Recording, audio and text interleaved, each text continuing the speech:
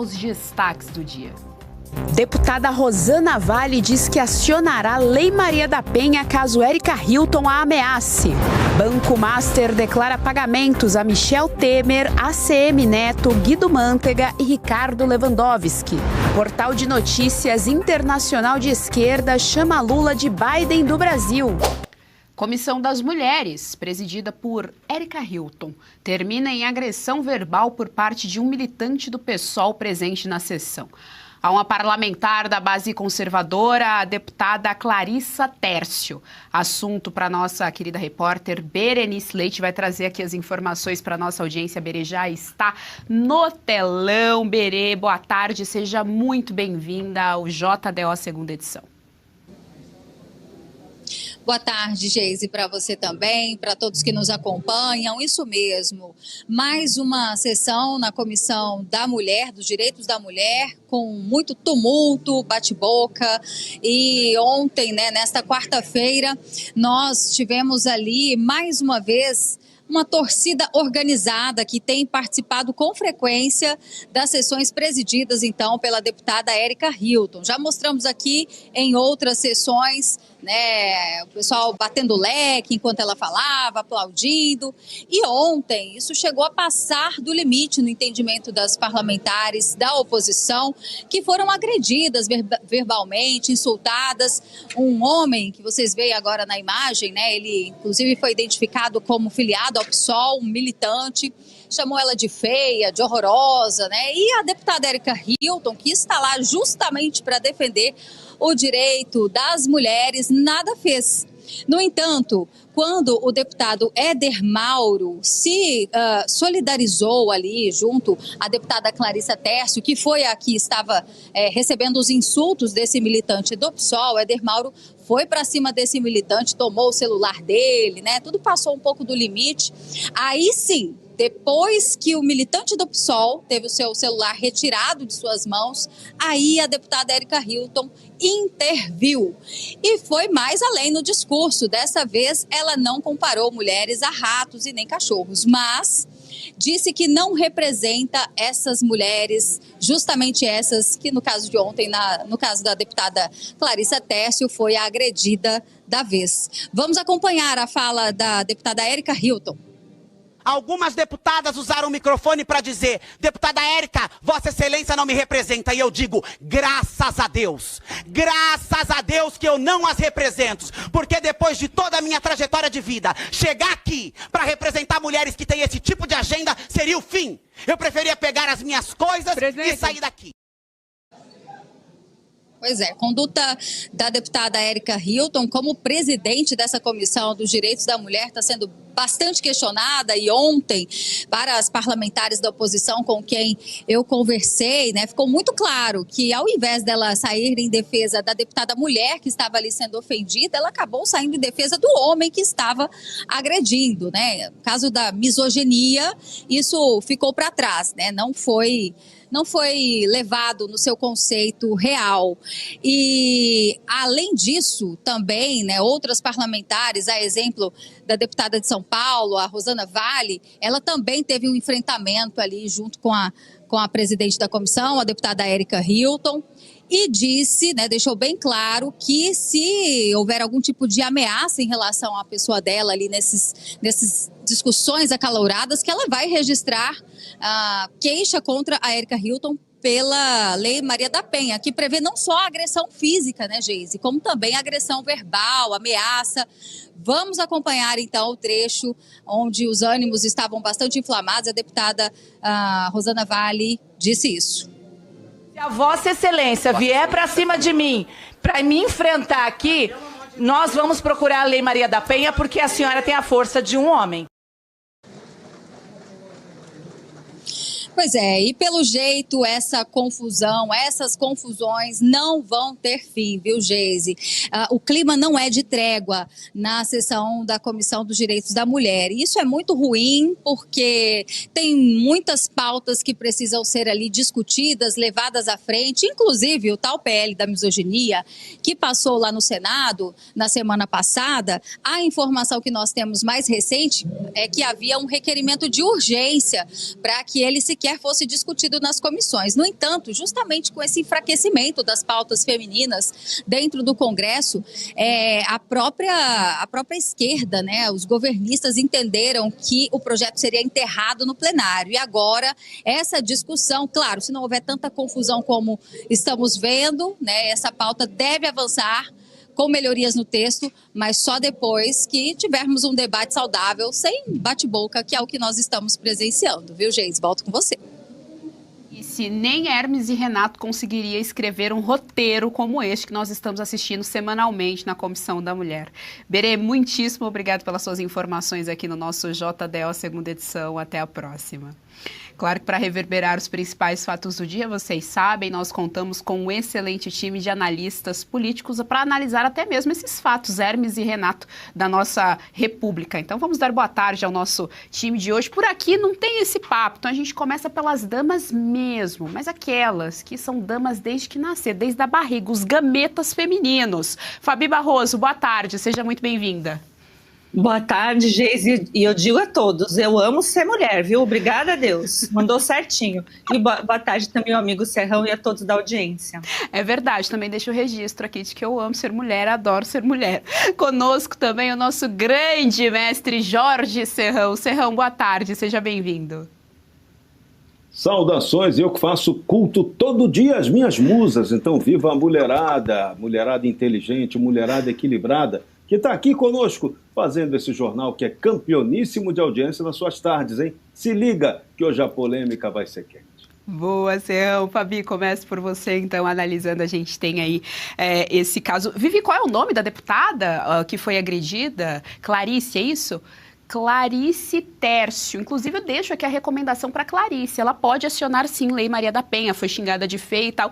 Clarissa Tércio, use o sistema contra o sistema. A direita falha em não fazer isso. Tem aí essa janela de oportunidade, inclusive fica a recomendação a todas as deputadas que participam semanalmente nessa comissão. Encham de burocracia essa comissão, já que ela existe. Não serve para nada, mas já que existe, encham de burocracia. Fabi, eu quero te ouvir a respeito. É interessante como essas pessoas colocam perucas e colocam maquiagem, acham que isso já é um sinônimo de feminilidade e que contradizem a própria agenda feminista que abriu a janela para que essas coisas todas aconteçam atualmente ali na nossa sociedade, porque toda vez elas chamam de feia, de horrorosa, que o cabelo não está hidratado, como a Júlia Zanata já ouviu da própria Erika Hilton. Então a gente tem o tempo todo esses casos, esses adjetivos aí pejorativos que são utilizados contra nós, mulheres, que dizem respeito somente à nossa aparência. Eles realmente acham que é uma caricatura ser mulher. É um negócio impressionante, Fabi Barroso. Quero te ouvir a respeito.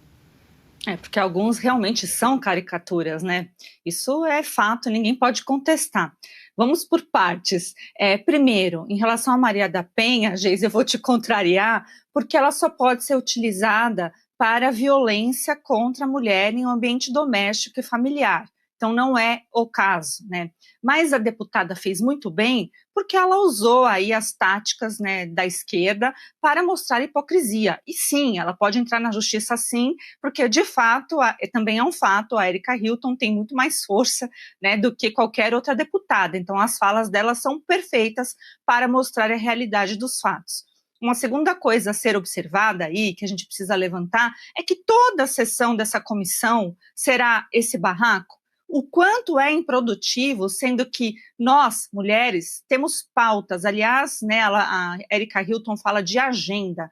A gente não tem agenda, a gente tem pauta, a gente tem propósito, a gente tem missão de vida, né? E tudo que ronda a mulher. Por exemplo, é preciso realmente olhar um pouco mais de perto em relação à violência, né? As mulheres estão passando aí uma violência absurda nesses anos e se agravou demais do ano passado para cá. Então, isso também é preciso redobrar. Então, qual seria a pauta, né, o propósito, não a agenda, positiva? Aumentar, talvez, as condições das delegacias das mulheres, né, a receptividade, deixar que criminoso bandido não faça progressão de regime, estuprador, por exemplo, pegar uma pena quase que perpétua, se não fosse perpétua, e por aí vai. Mas a gente vive aí assistindo essas pautas secundárias que não agradam as mulheres, não agregam em nada a nossa pauta, o nosso propósito, e fica somente nessa questão de defender a agenda feminista. E essa agenda feminista é só isso, é gritaria, é baixaria, são adjetivos da quinta série e, né, a gente vai sempre assistir Erika Hilton fazendo isso com mulheres, né? E para proteger quem? Os homens do PSOL, porque os homens do PSOL devem ser muito mais importantes do que qualquer outro tipo de mulher. Serrão, também quero te ouvir a respeito. É interessante como a base de militância é importante, como isso faz falta dentro da direita brasileira. A gente já teve bateção de leque, a bateção de boca já é o costume, né? Principalmente quando está envolvido ali o pessoal do PSOL. Mas a gente tem agora de novo aí uma militância, essa base de militância do PSOL que toda vez está tumultuando. E é importante a gente colocar também, o PSOL, ele existe somente para isso. Ele é o braço da esquerda, ele é o braço do PT principalmente, que serve somente para tumultuar toda e qualquer sessão, inclusive essa aí da Comissão das Mulheres. Erika Hilton também dizendo, eu tenho muito orgulho de não representá-las, tal, olha, e tal. Acho que não são só as conservadoras que a Erika não está representando. É um partido que é problemático na própria essência de seu nome, PSOL, Partido Socialismo e Liberdade. Socialismo e liberdade não combinam. O socialismo não tolera a liberdade, joga contra ela o tempo todo. E nessa comissão, que é presidida pela Erika Hilton, ela não tem o menor equilíbrio emocional, não tem inteligência emocional para lidar com as situações e nenhuma condição para presidir essa comissão. Ela, na verdade, hoje, ela está prestando um desserviço à própria esquerda, está sabotando a pauta da mulher, que até para a esquerda chega a ser uma prioridade, embora a pauta deles seja cheia e repleta de histórias que jogam contra, na verdade, a essência da própria mulher. Então é lamentável tudo isso que está acontecendo. Politicamente é importante que a oposição dê uma resposta sempre dura a essas atitudes da Erika Hilton, mas sempre tomando cuidado de não cair no que ela gosta. Ela quer que você perca também a razão para aí ela parecer certa. Nunca está, nem nunca estará. Então tem que se lidar com ela com equilíbrio, com inteligência, deixar ela expor a sua incapacidade, sobretudo para cuidar dessa causa da mulher. De consultoria em consultoria, os escritórios enchem o papo. Novos dados da CPI do crime organizado com informações da Receita Federal trouxeram a público autoridades jurídicas que receberam honorários na casa dos milhões para prestar apoio judicial, político e econômico ao Banco Master. O repórter Victor Salina tem as informações. Boa tarde, Victor.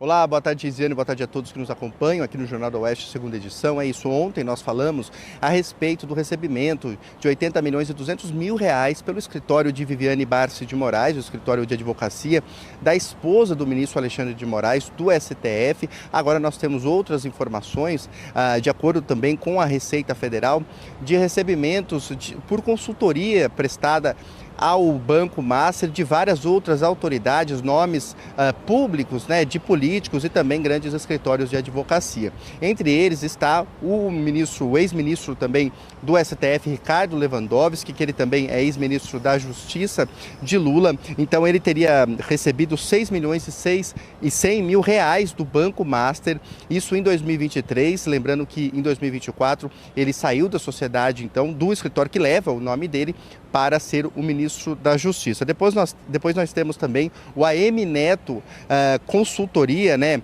Esse escritório de consultoria político-econômica é do ACM Neto, um grande nome da política ali na Bahia, do União Brasil. Ele recebeu 5 milhões 450 mil reais do Banco de Vorcaro.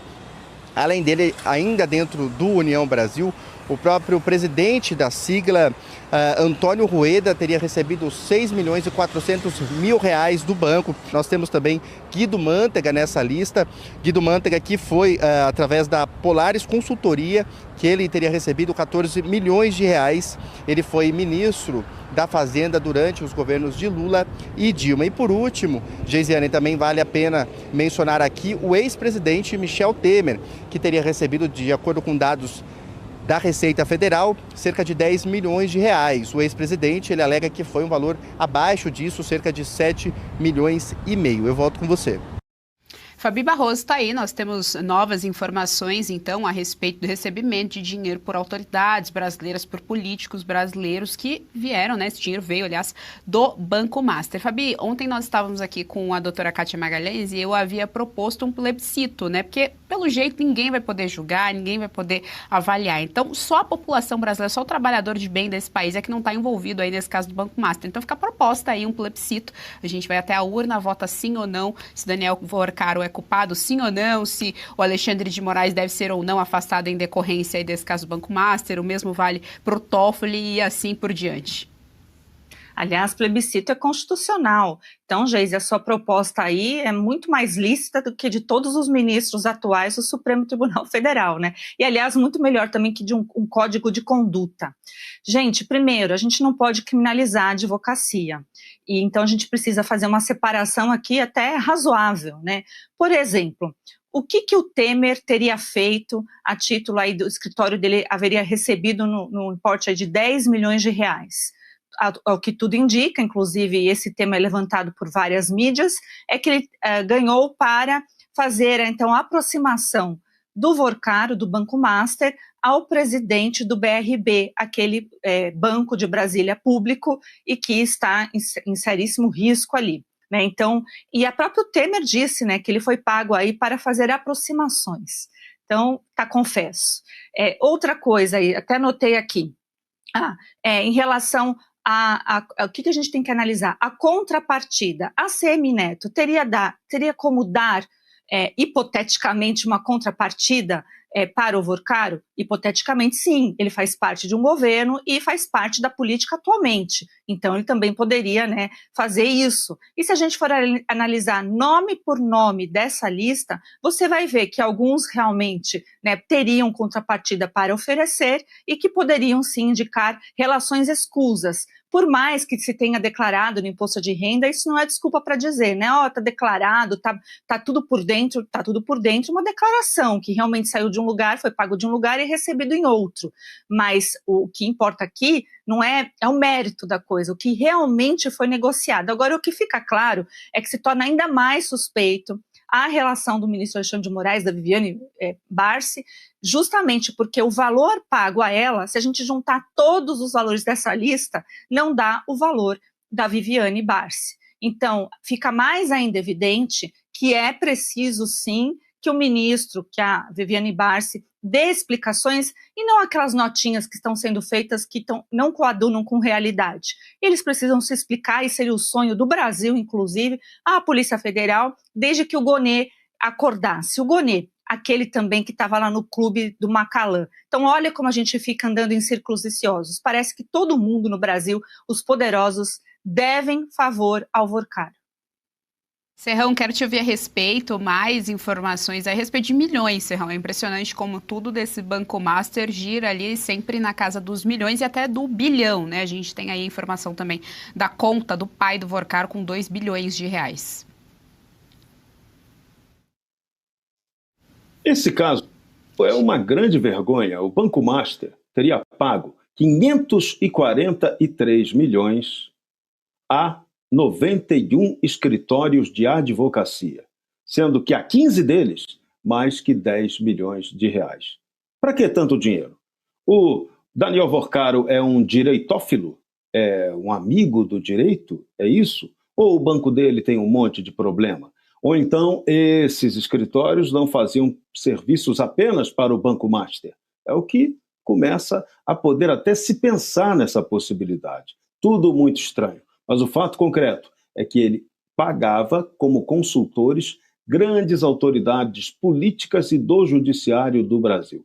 Então ele queria ter influência política e econômica nas relações e na atuação do próprio Banco Master. Aí esse é o grande problema. O Banco Master foi para o espaço.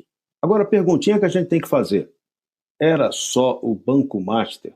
Era o único banco que distribuía dinheiro à torta e à direita para todo mundo aqui para evitar problemas sistêmicos no próprio sistema financeiro brasileiro? Eis a questão. Essa é uma dúvida muito importante que tem que ser sanada. E a gente tem que lembrar, Esse escândalo master só veio à tona porque ele ameaçou a saúde do sistema financeiro brasileiro. E aí os grandes bancos botaram os seus amiguinhos penas de aluguel para fazer as grandes revelações sobre esse caso. Se não tivesse afetado o grande banco, o caso master estaria impune. Se não tivesse mexido com outros interesses de outros banquinhos que também fazem o mesmo tipo de operação, mas que ainda não caíram nessa malha, ninguém estaria sabendo de nada. Ou seja, resumindo, como diria Gilmar Mendes, o Brasil é uma grande cleptocracia. Senador Jacques Wagner, líder do governo Lula no Senado Federal, participou do programa Giro Baiano. Questionado sobre o escândalo do Banco Master e o clima em Brasília mediante uma delação de Vorcaro, o cacique petista tomou a dianteira e se defendeu de possíveis acusações. Dizer que tudo começou aqui. Aqui não começou nada, cara pálida. Bastidores de Brasília tá pegando fogo com esse Banco Master aí? Ah, pega, porque fica todo mundo encostado. Sabe aquele negócio que ninguém abaixa para pegar o sabonete? Serrão, é assim que é tratado então, tá? Aos risos, ninguém tá se abaixando para pegar o sabonete, de acordo com o Jacques Wagner, e ele fala que não começou nada no PT da Bahia, isso já tem sido comprovado, inclusive documentos, ligações, enfim, que tem sim uma ligação ali do Banco Master com o PT da Bahia, mas de acordo com o Jacques Wagner, aqui não, cara pálida. E agora vem as revelações de dinheiro efetivamente recebido. O próprio Wagner recebeu recursos, que ele diz que foram recursos oriundos de investimentos que ele fez. Ok, vamos acreditar nele. A velhinha de Taubaté já pediu, pelo amor de Deus, para que todos nós cresçamos no que está dizendo o Jacques Wagner. O problema é, os fatos não estão mostrando, não estão sendo condizentes com essa fala, nem com essa brincadeira, nem com essa ironia imperdoável dessa turma do PT. Tem que lembrar, Banco Master fez parte do mesmo sistema que roubou aposentados e pensionistas. Todo esse escândalo lesou milhares, centenas de milhares de investidores. Então não é para ninguém fazer brincadeirinha, deboche, canalha com aqueles que foram efetivamente roubados por essa turma. Nota -13 para essa atitude infantil e calhada.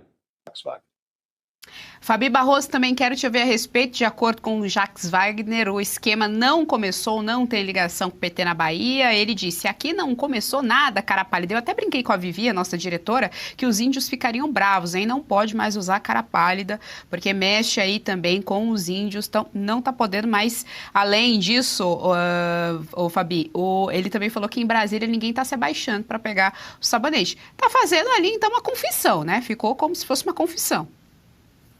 Bom, primeiro que ver petista sendo baixo, né, usando a baixaria é a coisa mais normal, mas sendo infantil é para se levantar um alerta. Se realmente não houvesse nada de fato, se coloque na situação. Você poderia, hipoteticamente, ser acusado de um crime grave, né? Roubar aposentados ou ter a ver aí com esquemas que fraudou o INSS.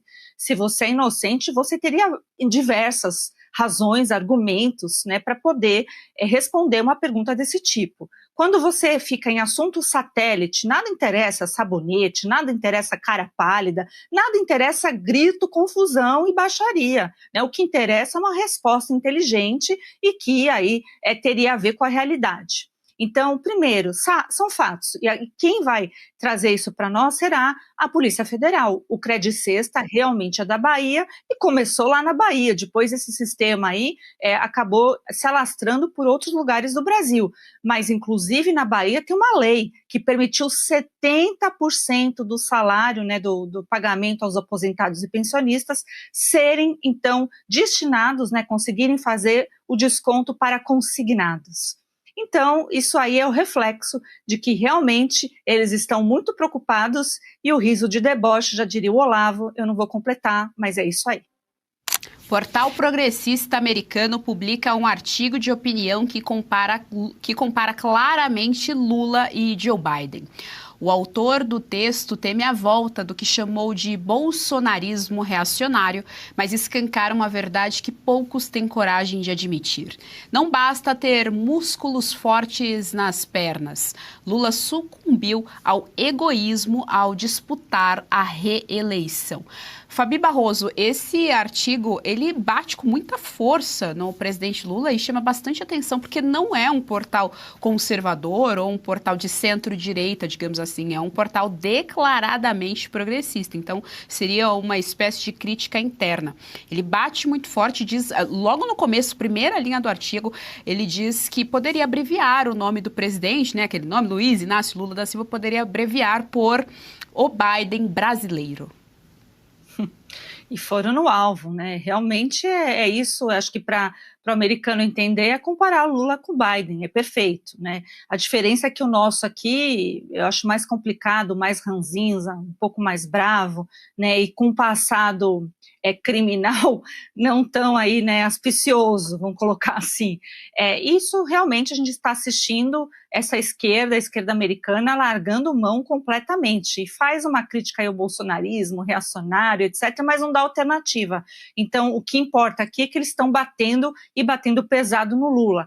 O que significa que apoio internacional, principalmente americano, o Lula não terá, como teve nas eleições de 2022. A gente precisa lembrar aqui que o Biden, esse que estava caindo aí, que ficar falando com ninguém, né, e etc., ele apoiou, sim, o Lula, tem dinheiro envolvido nisso, existem denúncias a esse respeito, creio que posteriormente virá coisas um pouco mais concretas e a gente saberá que quem interferiu nas eleições brasileiras foi esse pessoal globalista, esquerdista e que se protegiam, né, por um objetivo de poder um pouco mais macro. E essa cena é icônica, e o Lula também já faz as nossas próprias cenas aqui brasileiras, né, falando absurdos, comendo paca e arrotando arrogância. Enquanto a Fabi falava, nós mostrávamos ali, tá aí na tela para vocês, aí, o Biden claramente com confusão mental, ele sempre tá andando pro nada, parou, deu uma pensada ali, não sabe muito bem para onde que vai, completamente perdido, tem também ele caindo, enfim, ele completamente avulso, coitado. Bem perdido, era esse o presidente dos Estados Unidos. Inclusive existem alguns processos internos, né, justamente por uma questão de questionar aí essa saúde mental do Joe Biden, se as decisões dele teriam validades. Essa daí também é maravilhosa, ele simplesmente terminou a coletiva de imprensa, saiu andando, ninguém sabe exatamente para onde, o Biden completamente perdido, esse daí o coelhinho tentando salvar o Joe Biden ali, ó, apontando para ele qual é a direção para ele ir, bem perdido, claramente debilitado aí do ponto de vista, Serrão, da sanidade mesmo, da sanidade mental. Ele cai ali, ele caiu também na bicicleta, tem um que ele cai da bicicleta, ele cai constantemente, né? A gente teve aí, ao longo desses 4 anos de Biden, essas quedas todas. O Lula não cai, né? Ele só derruba o nosso país, mas não cai, não tá caindo ainda, a Janja está sempre ali para segurá-lo. Agora, esse artigo, Serrão, chama também a atenção para essa questão de mostrar essa imagem forte do Lula, né? Ele até menciona ali os músculos da perna. A gente até trouxe aqui para nossa audiência aquela live. Tá aí na tela para vocês. Aí, ó.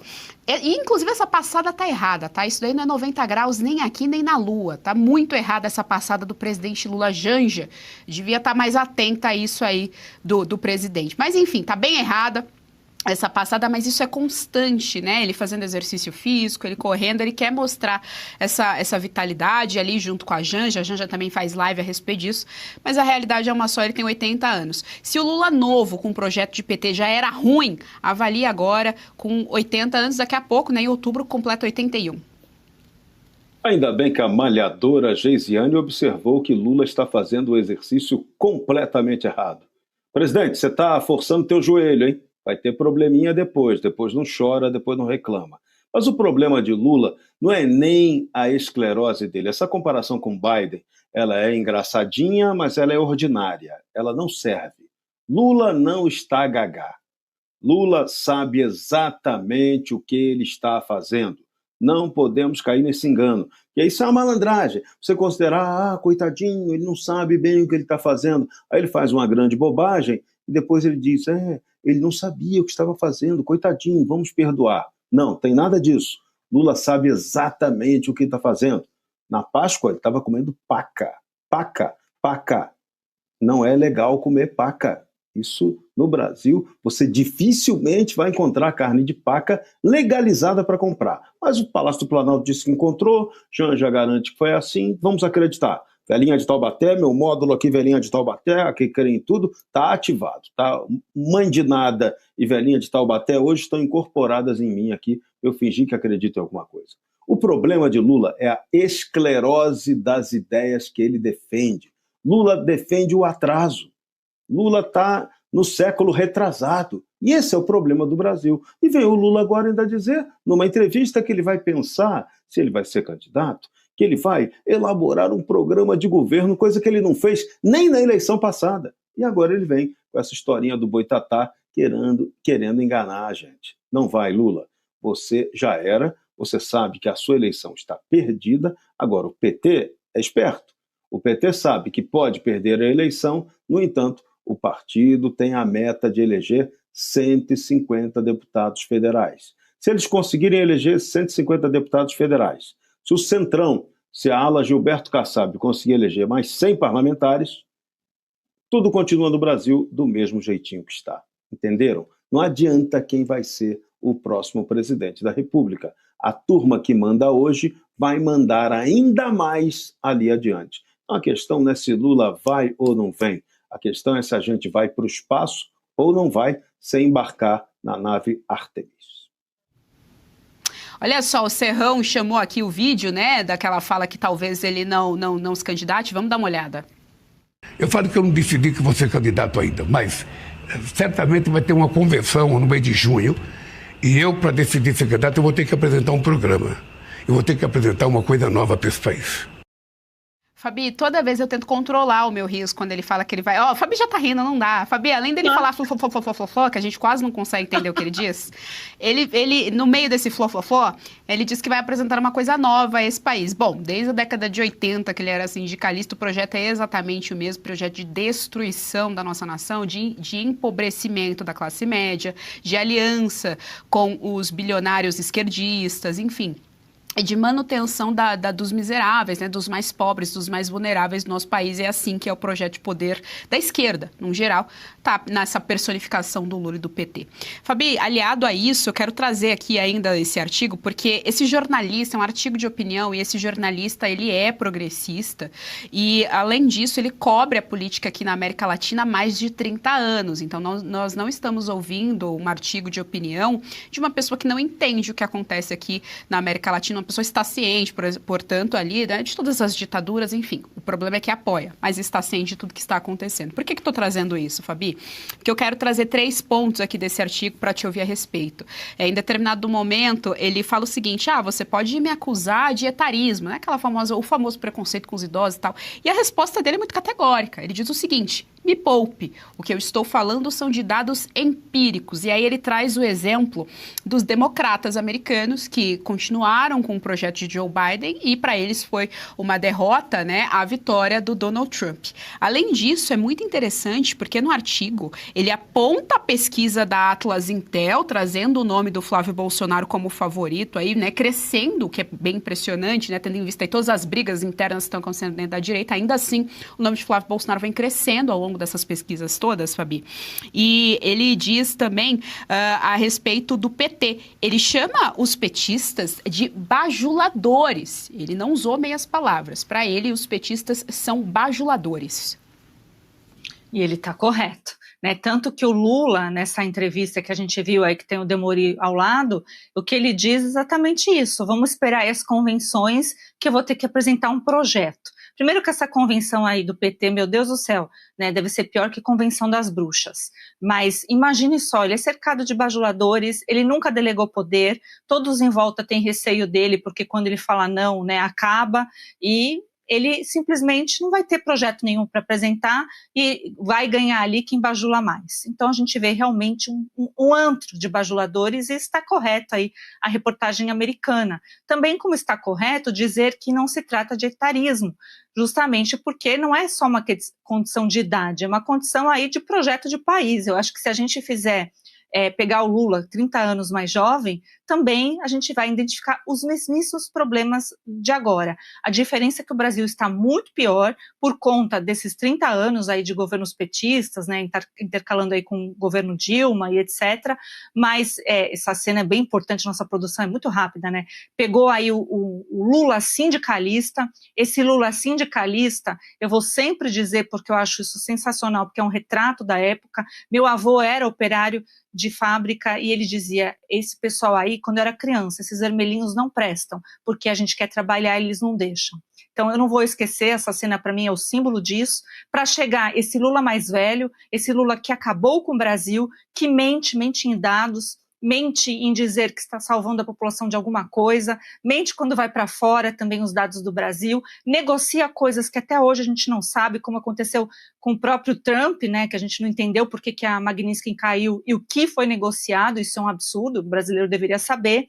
Ele impõe sigilo de tudo quanto é coisa e é evidente que ele não tem condições de governar por mais um governo aqui, mais 4 anos. O Brasil não aguenta o Lula, o Brasil precisa se recuperar da esfera fiscal, moral, ideológica, educacional e principalmente, né, que é um ponto aí sensível que os Estados Unidos têm, inclusive, insistido bastante, que o Brasil pare de ser esse que protege, por exemplo, o Comando Vermelho, IPCC e etc., né? Então, assim, a gente está vendo uma força mesmo em dizer a verdade em relação ao Lula. O que ele disse simplesmente é a verdade.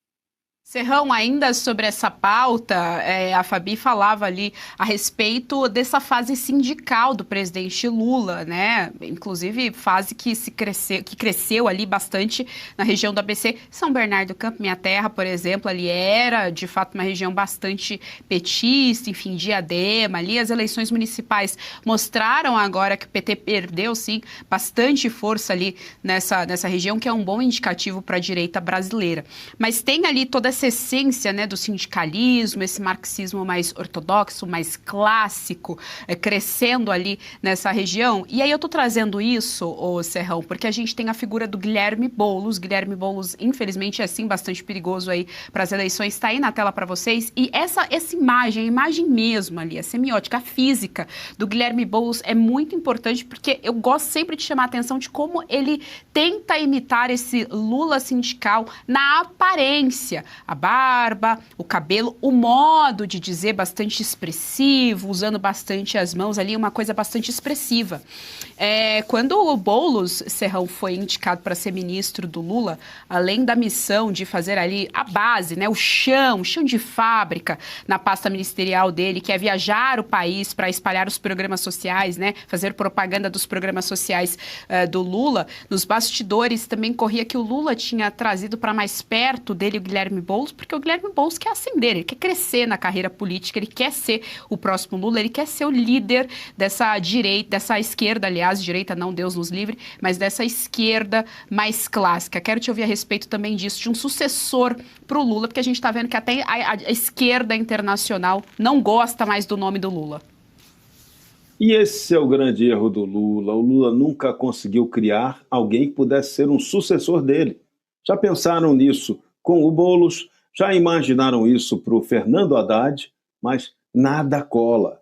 Lula não deixa. Lula, ele ocupa completamente esse espaço no imaginário da própria esquerda do Piniquim. Só que qual é o problema? Esse Lula esclerosou.